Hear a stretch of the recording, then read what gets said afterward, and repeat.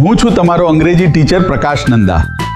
આજે આપણે English ગ્રામરમાં imperative sentences શીખવાના છીએ. ઇમ્પેરેટિવ સેન્ટેન્સીસ એટલે એવા સેન્ટેન્સીસ જેમાં ઓર્ડર, એડવાઇસ્ડ, રિક્વેસ્ટ અથવા ઇન્સ્ટ્રક્શન આપવામાં આવે છે.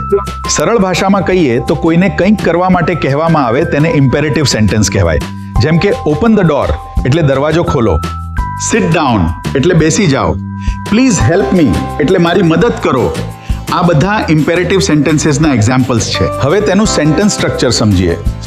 ઇમ્પેરેટિવ સેન્ટેન્સમાં સામાન્ય રીતે સેન્ટેન્સની શરૂઆત વર્બથી થાય છે અને તે સ્ટ્રક્ચર છે વર્બ પ્લસ ઓબ્જેક્ટ. જેમ કે ડ્રિંક વોટર એટલે પાણી પીવો.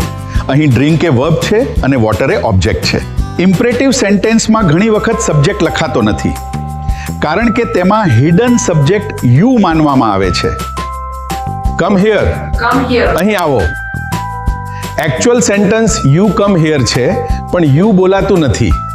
હવે પોઝિટિવ ઇમ્પેરેટિવ સેન્ટેન્સીસ સમજીએ. પોઝિટિવ ઇમ્પેરેટિવ એટલે કોઈને કંઈક કરવા માટે કહેવું.